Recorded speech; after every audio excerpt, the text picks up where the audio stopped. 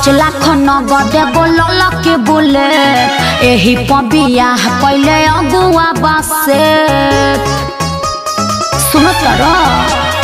5 लाख नगद बोलल के बोले एही पबिया पहले अगुआ बासे मरब छबाई गइल बानी हम लाचार हो बुझलो सरिया बैठलू चौका कोना में ऐसे मत बोलो अरे कैसन बाटे तोहरो विचार हो मजबूरी बस समझा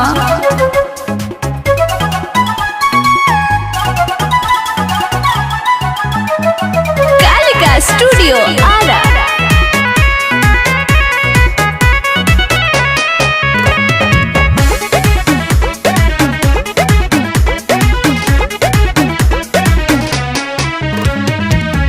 माटी में मिलबल सयगुआ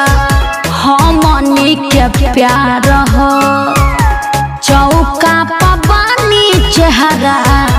लौके तोहार हो का करी हम होई जाइबू दोसर के होते जाइमा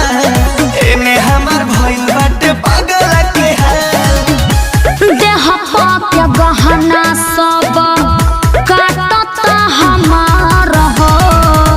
सच कहतनी बेनी के पियर सरिया बैठलू चौकावा रोता रे सोना तोहार हो हर कैसन बाटे तोहरो विचार हो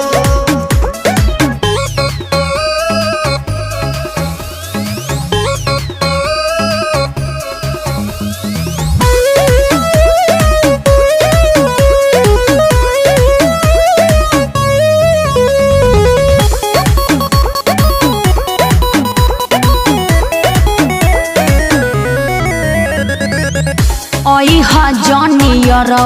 यही जा भाई बाजला दहो आ जालिम जमाना नहीं सुनी फरिया दहो माफ कर दिह जियते जी दोसरा के बन गइलू हो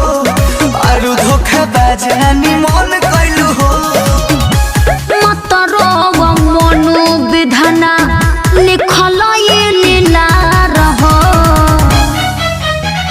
बेनी के पियर सरिया बैठलू चौकावा रोता बजनुआ तोहार हो हर कैसन बाटे तोहरो विचार हो मत रो हमरे कसम बा।